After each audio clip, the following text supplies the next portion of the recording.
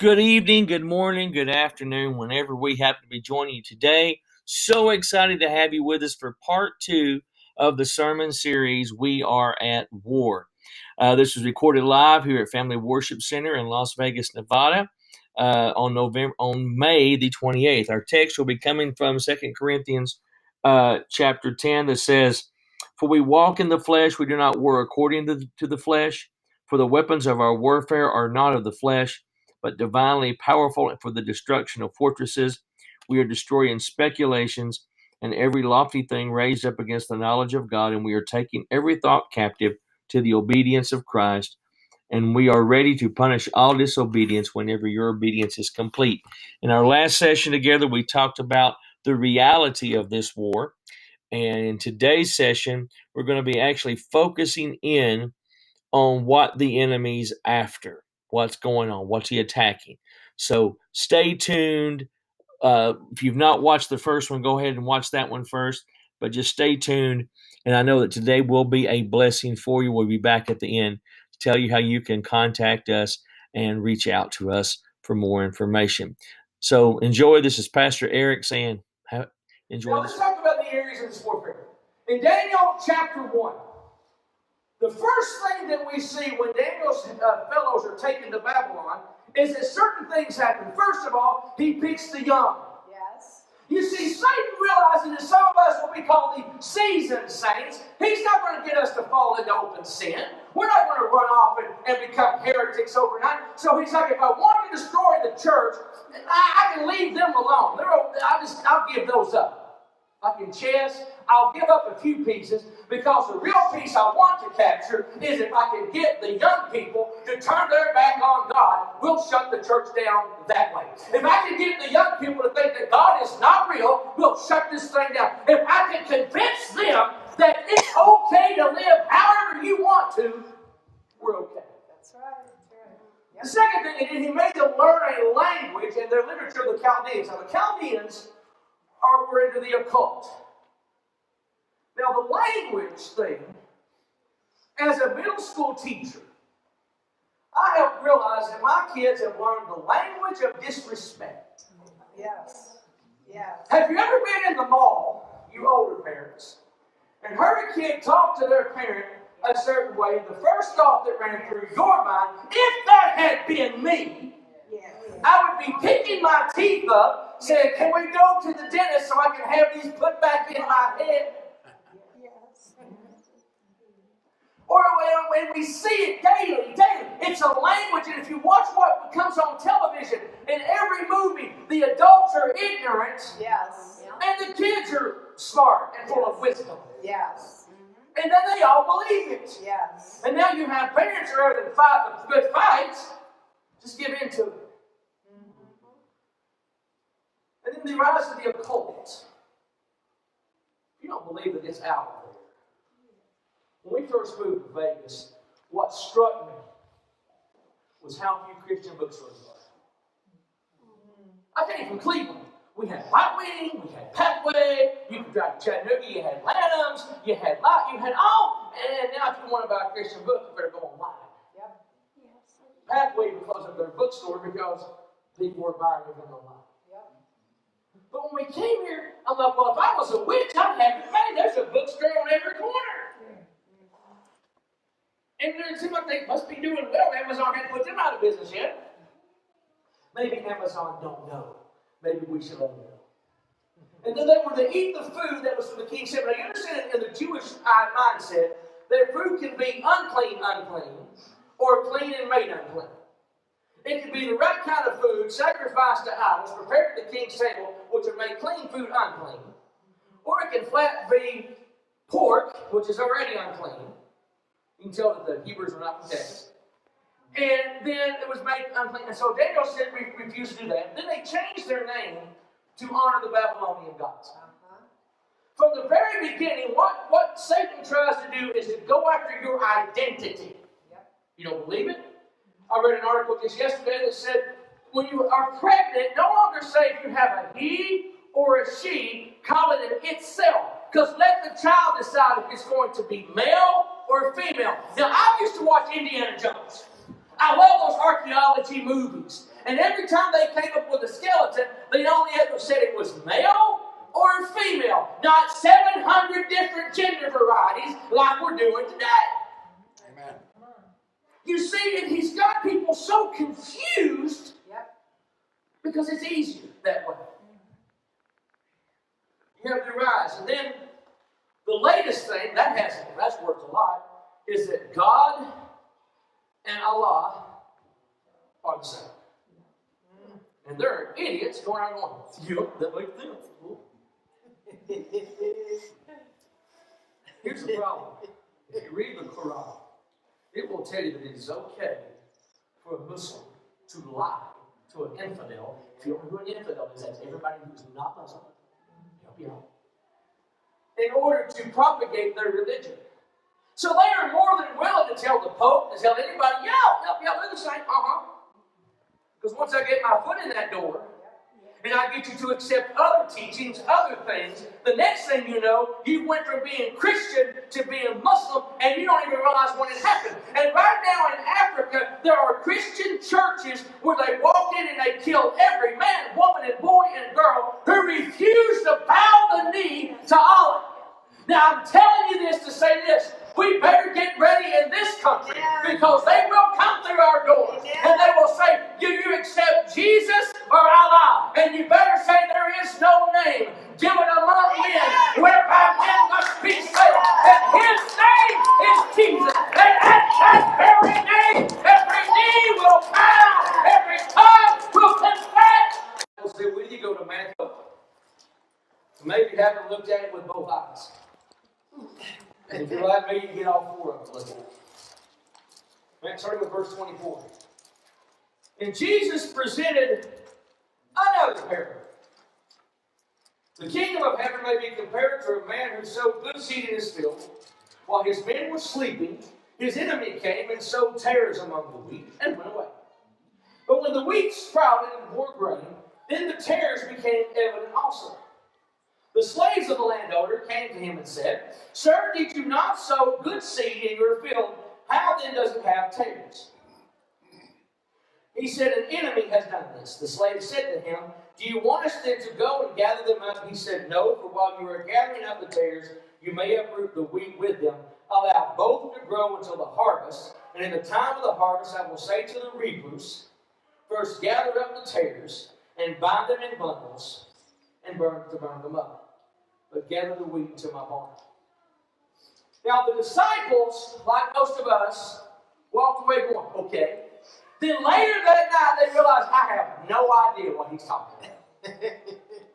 How many of you were in school? The teacher would do the lesson and go, are there any questions? And nobody raised his hand. I got this.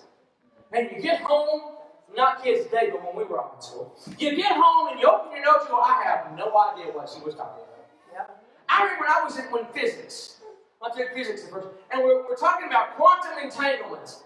I thought, And it was explained if I have an atom over here, and I make a duplicate of that atom, and I give Thea a duplicate of that atom, whatever I give to this atom will automatically change and become to that atom, and vice versa. And I'm going, That wouldn't make sense. And it was on the test. I remember the question going, You know, so you know how we all pray, Lord, call to my remembrance those things, because at this point in time, I am so lost, I'm going to hell. So the disciple, they said, can you explain this to us? And then in verse 37, the one who sows the good seed is the Son of Man. That's Christ. Obvious. And the field is the world. As far as the good seed, these are the sons of the kingdom. Now, these are the ones who have become Christians, who have taken the faith. People of the way they were talked about, because they kept getting in the way of the world. And the sons of the kingdom, and the tares are the sons of the evil one. And the enemy has sold them is the devil, and the harvest is the end of the age. When he uses the word there, not chronos, but kuros, which means actual end of an age, not time, like you look at on a watch. See, I did learn something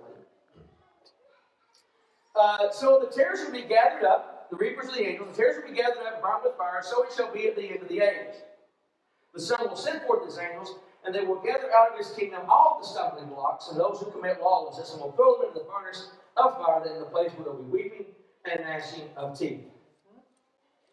He says, that in the midst of people who have learned the way, that are children of God, there will be false doctrine.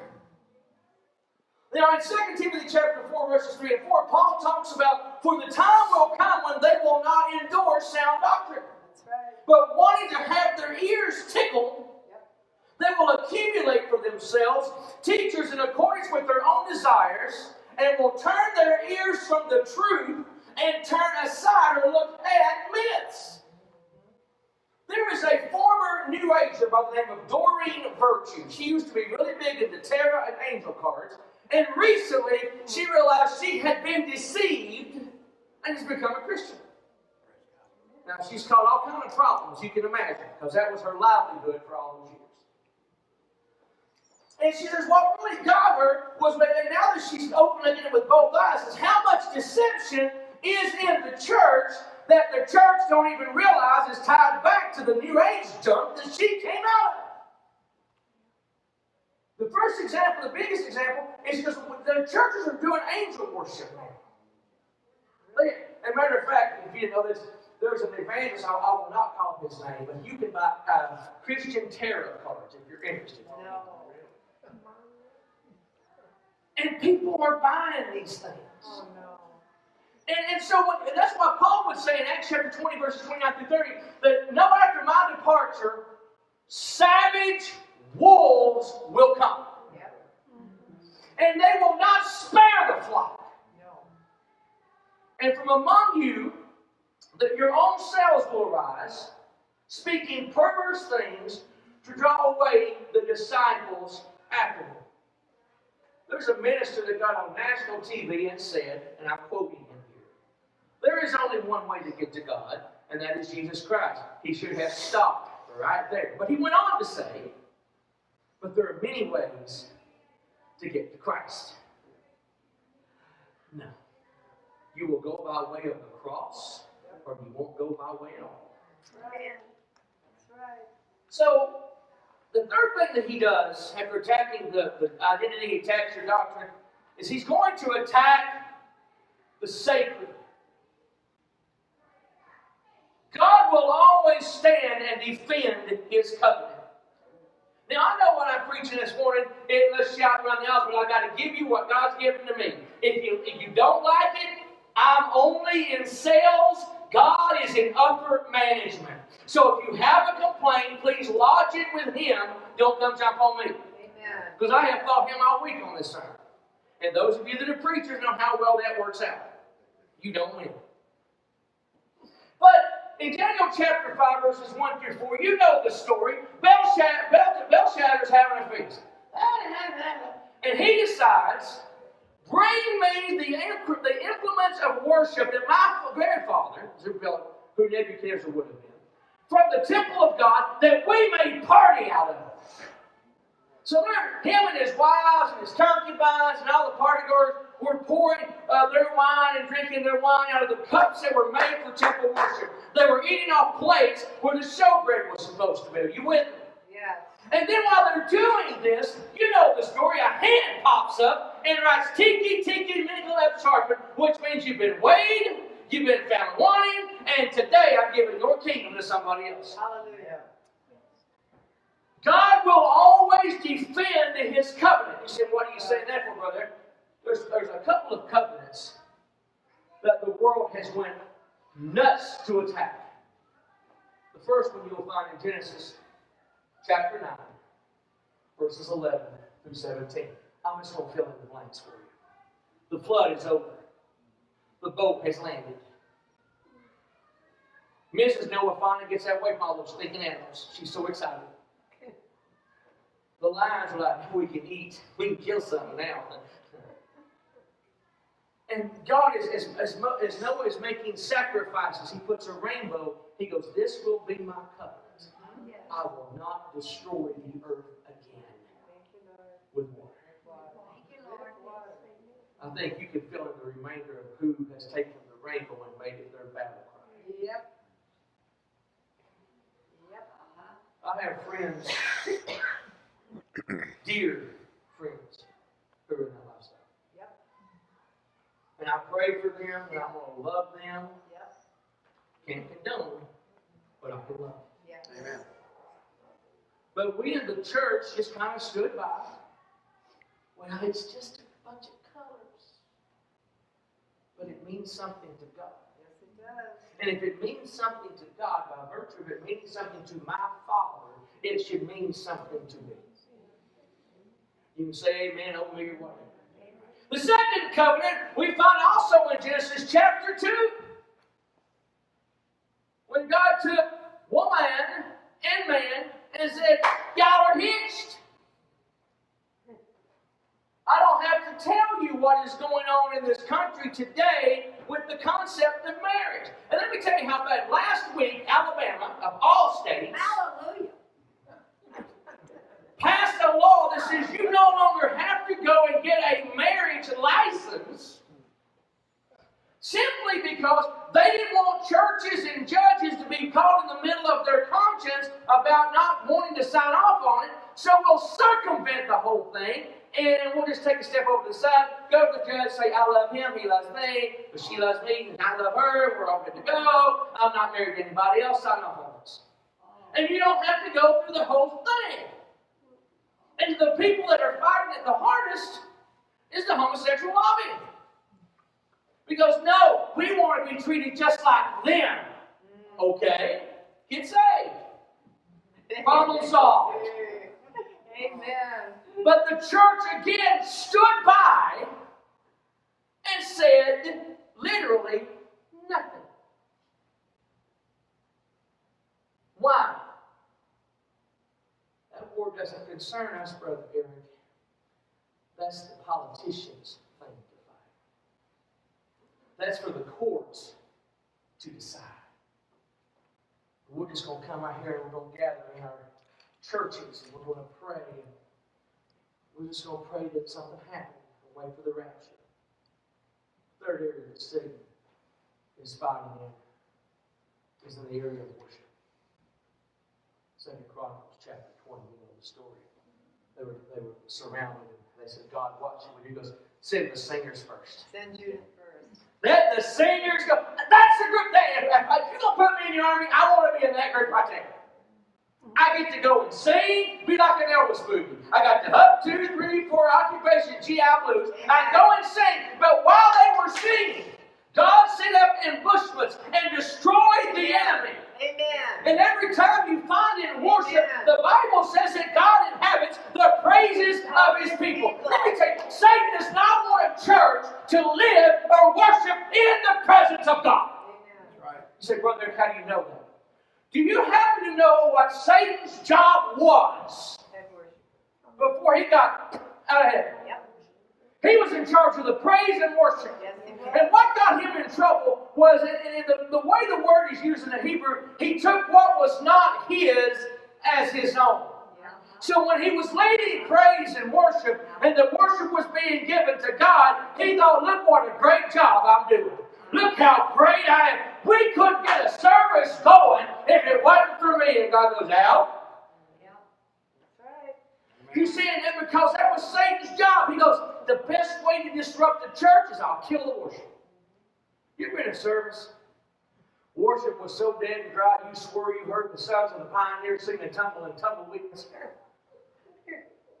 You heard somebody going, all day I'll face the barren waste without a taste of water, cool water. Because he was dead. But then I've been in services where some little lady who was tone deaf, we didn't know what key she was going. It didn't matter what key. We could give her B and she'd flatten it out herself. But she'd begin to sing. And she'd begin to get under the anointing. And she would begin to shout. She would begin to praise God. And then suddenly somebody else would have to pop up a hand. And they would begin, and worship would begin to fall. And I would see people get healed and set free. Altars would fill up. Why? Because Jesus said, if you will lift me up, I will draw all men unto me. And if we are worshiping Him and lifting Him up, you don't have to beg folk to come to the altar. You don't have to beg folk to get saved because God will take care of the details. Hallelujah. Amen. But instead of that, we got smoke machines, lights, and professional entertain us. My wife laughs at me, and not in a bad way. She goes, people don't come to be entertained by watching you lead praise and worship. They come to watch a grown man cry. And let me tell you why I cry. A few years ago, I walked away from all of it. Worship, God. I had been hurt by people I thought were family. And I walked away and told God I was done with all of it. Now, I have shared some of this publicly. I'm going to share the whole story, so buckle up your seatbelts. I walked away and dabbled and looked for something where I wouldn't get hurt again. There is no hurt, I'm going to tell you right now, like a church family hurt. That's right. And if you've never been hurt, you don't have it. But if you've ever been hurt in church, Yes. it's a hurt you don't really completely grab a hold of. And I dabbled and I walked away. And one night, I was thinking, and a light, and a voice, and made an offer. Felt kind of hinky. But I don't know what and somebody said, you don't say yes. You listen to his offer, and the Lord will say. And after that, the Lord said, it's time to come home. You played long enough. Let's go. And I obeyed. I'm not stupid. I know the voice of God. He says, you come home, what do? You come home. Amen. And what he began to show me was, he goes, Satan thought you were easy pickings. So he shows up and offers you what you wanted, what you needed at that moment in time. Let me tell you, he doesn't show up to our kids. He doesn't show up to you wearing red leotards with a tail and a pitchfork and says, boo. But he shows up to them as what they need or want at that moment in time. If they want a friend, he'll send them a friend. Yes. Oh, you hadn't heard me. You said, well, Brother Eric, I just want my child to find the right person to marry. You better ask God to send the right person. Don't you say just send somebody, because Satan will send somebody. That's right. You go, Brother Eric, is that scriptural? Sure is. You see, Satan desires to destroy the very things that make you who you are. And parents, if he can take out your child, he will hurt you in ways you did not realize you could be hurt. Because when your children walk away from God and are living in the world and you're praying for them, there's no hurt like knowing your children are on the road to hell. But the Bible says that your whole household will be saved. How does that happen? You get into this word and you remind him that these are your promises, and the promises of God are yea and amen through Jesus Christ.